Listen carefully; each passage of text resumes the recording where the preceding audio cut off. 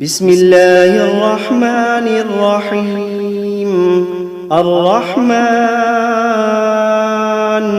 علم القرآن، خلق الإنسان علمه البيان. الشمس والقمر بحسبان، والنجم والشجر يسجدان. والسماء رفعها ووضع الميزان، ألا تطغوا في الميزان. وأقيموا الوزن بالقسط ولا تخسروا الميزان. والأرض وضعها للأنام، فيها فاكهة والنخل ذات الأكمام.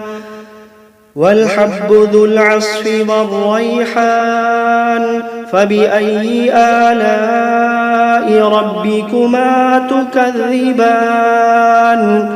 خلق الإنسان من صلصال كالفخار، وخلق الجان من مارج من نار.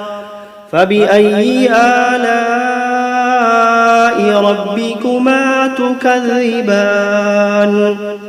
رب المشرقين ورب المغربين، فبأي آلاء ربكما تكذبان. مرج البحرين يلتقيان، بينهما برزخ لا يبغيان. فبأي آلاء ربكما تكذبان. يخرج منهما اللؤلؤ والمرجان، فبأي آلاء ربكما تكذبان. وله الجوار المنشآت في البحر كالأعلام، فبأي آلاء ربكما تكذبان. كل من عليها فان، ويبقى وجه ربك ذو الجلال والإكرام. فبأي آلاء ربكما تكذبان. يسأله من في السماوات والأرض كل يوم هو في شأن. فبأي آلاء ربكما تكذبان. سنفرغ لكم أيها الثقلان، فبأي آلاء ربكما تكذبان. يا معشر الجن والإنس إن استطعتم أن تنفذوا من أقطار السماوات والأرض فانفذوا، لا تنفذون إلا بسلطان. فبأي آلاء ربكما تكذبان. يرسل عليكما شواظ من نار ونحاس فلا تنتصران. فبأي آلاء ربكما تكذبان. فإذا انشقت السماء فكانت وردة كالدهان. فبأي آلاء ربكما تكذبان. فيومئذ لا يسأل عن ذنبه إنس ولا جان. فبأي آلاء ربكما تكذبان. يعرف المجرمون بسيماهم فيؤخذ بالنواصي والأقدام. فبأي آلاء ربكما تكذبان. هذه جهنم التي يكذب بها المجرمون يطوفون بينها وبين حميم آن فبأي آلاء ربكما تكذبان ولمن خاف مقام ربه جنتان فبأي آلاء ربكما تكذبان ذواتا أفنان فبأي آلاء ربكما تكذبان فيهما عينان تجريان فبأي آلاء ربكما تكذبان فيهما من كل فاكهة زوجان فبأي آلاء ربكما تكذبان متكئين على فرش بطائنها من استبرق وجنى الجنتين دان فبأي آلاء ربكما تكذبان فيهن قاصرات الطرف لم يطمثهن إنس قبلهم ولا جان فبأي آلاء ربكما تكذبان كأنهن الياقوت والمرجان فبأي آلاء ربكما تكذبان هل جزاء الإحسان إلا الإحسان فبأي آلاء ربكما تكذبان ومن دونهما جنتان فبأي آلاء ربكما تكذبان مدهامتان فبأي آلاء ربكما تكذبان فيهما عينان نضاختان فبأي آلاء ربكما تكذبان فيهما فاكهة ونخل ورمان فبأي آلاء ربكما تكذبان فيهن خيرات حسان فبأي آلاء ربكما تكذبان حور مقصورات في الخيام فبأي آلاء ربكما تكذبان لم يطمثهن إنس قبلهم ولا جان فبأي آلاء ربكما تكذبان متكئين على رفرف خضر وعبقري حسان فبأي آلاء ربكما تكذبان تبارك اسم ربك ذي الجلال والإكرام بسم الله الرحمن الرحيم تبارك الذي بيده الملك وهو على كل شيء قدير الذي خلق الموت والحياة ليبلوكم أيكم أحسن عملا وهو العزيز الغفور الذي خلق 7 سماوات طباقا ما ترى في خلق الرحمن من تفاوت فارجع البصر هل ترى من فطور ثم ارجع البصر كرتين ينقلب إليك البصر خاسئا وهو حسير ولقد زينا السماء الدنيا بمصابيح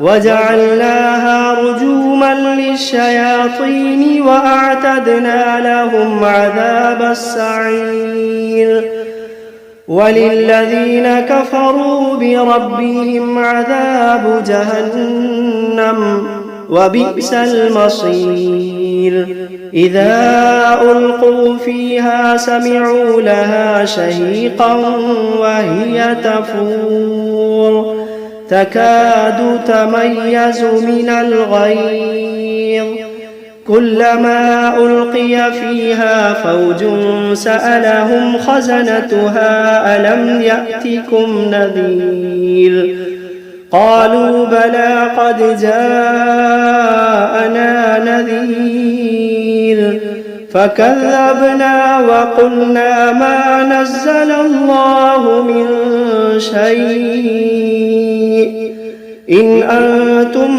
إلا في ضلال كبير وقالوا لو كنا نسمع أو نعقل ما كنا في أصحاب السعير فاعترفوا بذنبهم فسحقا لأصحاب السعير إن الذين يخشون ربهم بالغيب لهم مغفرة وأجر كبير وأسروا قولكم أو اجهروا به إنه عليم بذات الصدور ألا يعلم من خلق وهو اللطيف الخبير ألا يعلم من خلق وهو اللطيف الخبير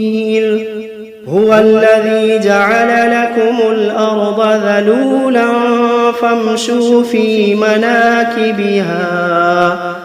فامشوا في مناكبها وكلوا من رزقه وإليه النشور أأمنتم من في السماء أن يخسف بكم الأرض فإذا هي تمور أم أمنتم من في السماء أن يرسل عليكم حاصبا فستعلمون كيف نذير ولقد كذب الذين من قبلهم فكيف كان نكير أولم يروا إلى الطير فوقهم صافات ويقبضن ما يمسكوهن إلا الرحمن إنه بكل شيء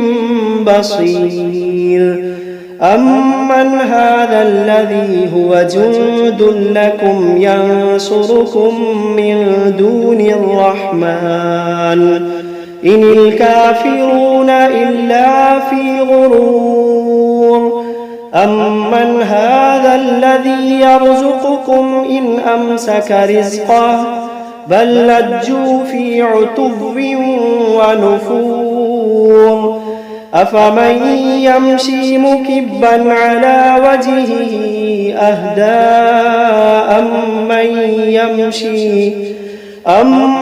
يمشي سويا على صراط مستقيم قل هو الذي أنشأكم وجعل لكم السمع والأبصار والأفئدة قليلا ما تشكرون قل هو الذي ذرأكم في الأرض وإليه تحشرون ويقولون متى هذا الوعد إن كنتم كنتم صادقين قل إنما العلم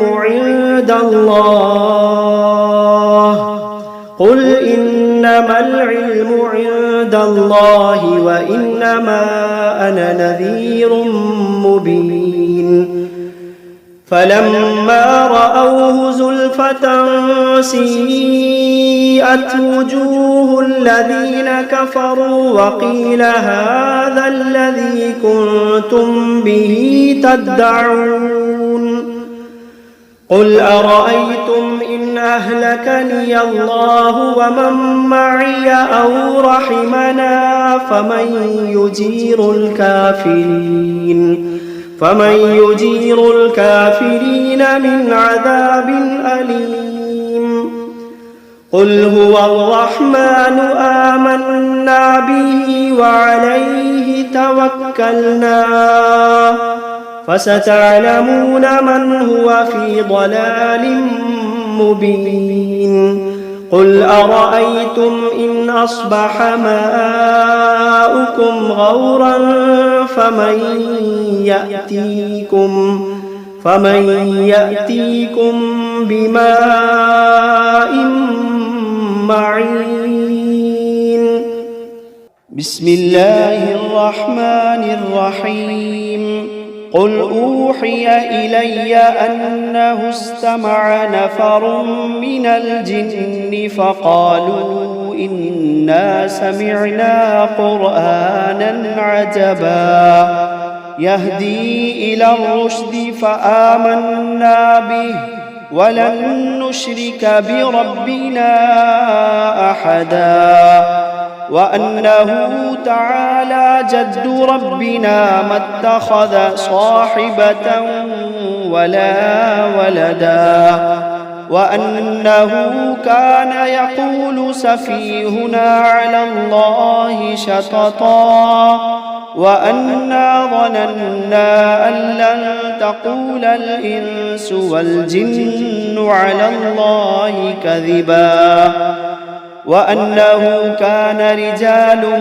من الإنس يعوذون برجال من الجن فزادوهم رهقا وأنهم ظنوا كما ظننتم أن لن يبعث الله أحدا وأنا لمسنا السماء فوجدناها ملئت حرسا شديدا وشهبا وأنا كنا نقعد منها مقاعد للسمع فمن يستمع الآن يجد له شهابا رصدا وأنا لا ندري أشر أريد بمن في الأرض أم أراد بهم ربهم رشدا وأنا منا الصالحون ومنا دون ذلك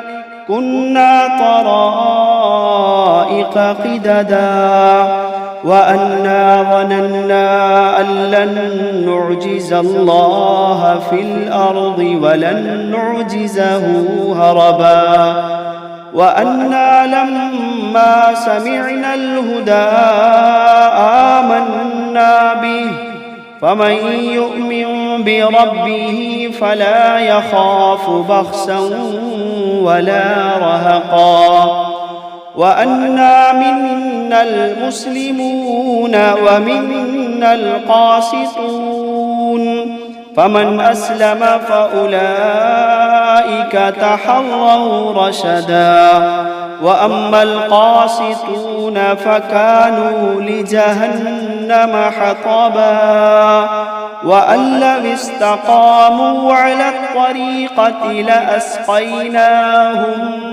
ماء غدقا لنفتنهم فيه ومن يعرض عن ذكر ربه يسلكه عذابا صعدا وأن المساجد لله فلا تدعوا مع الله أحدا وأنه لما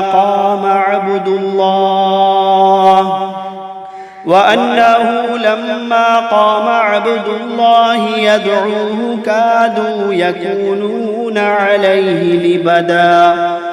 قل إنما أدعو ربي ولا أشرك به أحدا. قل إني لا أملك لكم ضرا ولا رشدا. قل إني لا أملك لكم ضرا ولا رشدا. قل إني لن يجيرني من الله أحد. قل إني لن يجيرني من الله أحد ولن أجد من دونه ملتحدا إلا بلاغا من الله ورسالاته ومن يعص الله ورسوله فإن له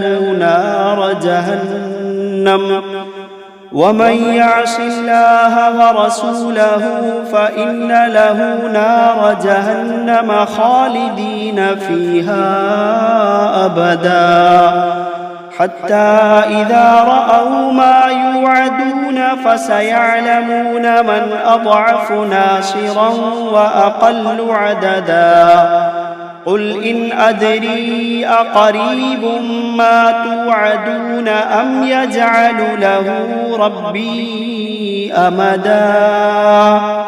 عالم الغيب فلا يظهر على غيبه أحدا إلا من ارتضى من رسول فإنه يسلك من بين يديه ومن خلفه رصدا ليعلم أن قد أبلغوا رسالات ربهم وأحاط بما لديهم وأحصى كل شيء عددا.